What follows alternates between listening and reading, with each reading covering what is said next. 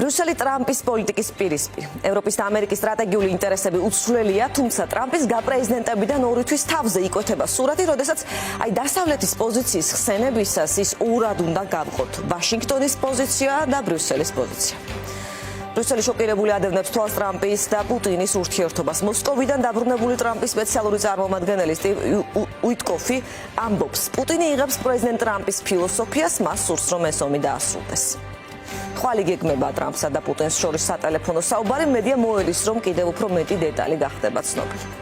30-დღიანი ცეცხლის შეწყვეტის შეთანხმებაზე ცალსახად დადებითი პასუხი არ გაუწია პუტინს.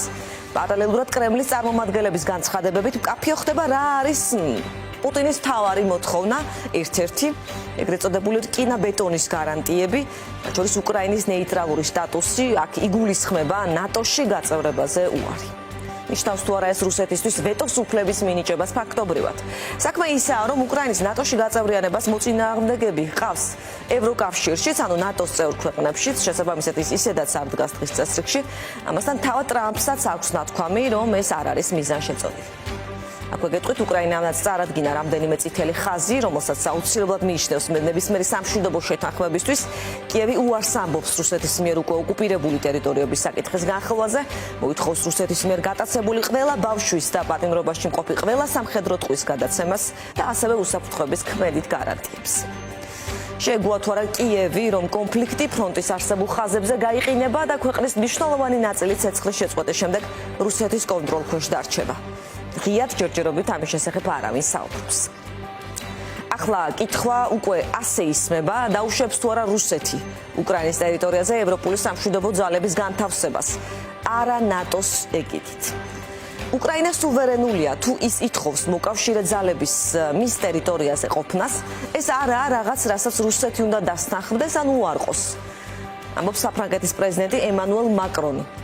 ამავე დღეს 15 მარტს ცნობილი გახდა, რომ სურვილთა კოალიცია შეიკრიბა დისტანციურად. აქ, როგორც ითქვა მედიაში, გეგმა წარადგინა დიდი ბრიტანეთის პრემიერ-მინისტრმა კირ სტარმერმა. ამოცემა Times-ის სანდოწყაროსზე დაყრდნობით წერს, რომ დიდი ბრიტანეთი მზადაა 10,000-ზე მეტი სამხედრო მოსამსახურე გაგზავნოს უკრაინაში. ტრამპის პოლიტიკა უფრო და უფრო გაუგებარი ხდება ბრიუსელისთვის და ეს ჩანს კიდეც ასეთ ნიუანსებშიც, მაგალითად, ფრანგი ევროპარლამენტარი რაფაელ გლუქსმანი მიიჩნევს, რომ საფრანგეთმა ახლა უნდა დაიბრუნოს ამერიკიდან თავისუფლების ქანდაკება, რადგან ამერიკა აღარ წარმოადგენს იმ ღირებულებებს, რის გამოც საფრანგეთმა მას ქანდაკება თავის დროზე აჩუქა.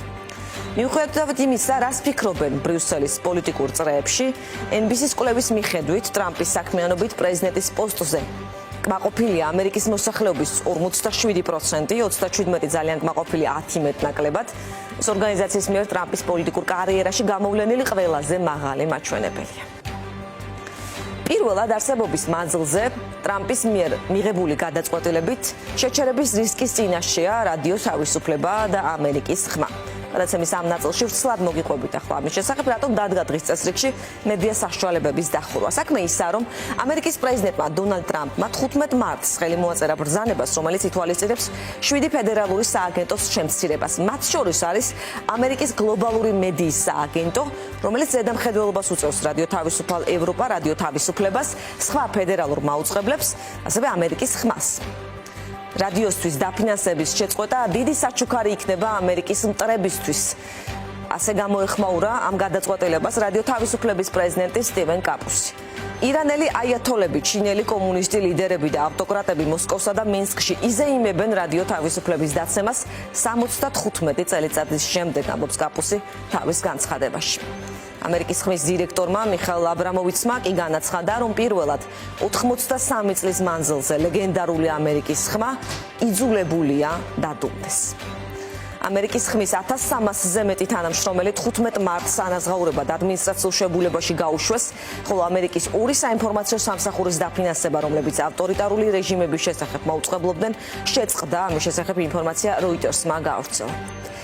თეთრმა სახლმა გამოაქვეყნა პრეტენზიების ჩამონათვალი ამერიკის ხმისადმი. აი ამ განცხადების სათაური ასეთია, რადიკალური ამერიკის ხმა. აქ მოყვანილია ციტატები სხვადასხვა მედია საშუალებებიდან, რომლებშიც ამერიკის ხმას ჟურნალისტური სტანდარტების დარღვევას და პასუხისმგებლობისგან თავის არიდებას ედავებიან და ამაში ადანაშაულებენ. პრეტენზიებს შორის არის მაგალითად ის, რომ ამერიკის ხმა ხელს უწყობდა თითქოს ბაიდენს 2020-ის არჩევნების წინ, რომ მისი ჟურნალისტები აკრიტიკებდნენ ტრამპს სოციალურ ქსელებში. მაგალითად მოყვანილია ასევე ჰანტერ ბაიდენის სკანდალი, რაც თეთრი სახლის პოზიციით ამერიკის ხმის გაშუქებამ და ბაიდენის დასაცავად განწყობილმა ნარატივმა გააფერმკრთალა ამ სკანდალის სიმძიმე და ხელი შეუწყო მის მიჩქმალვას.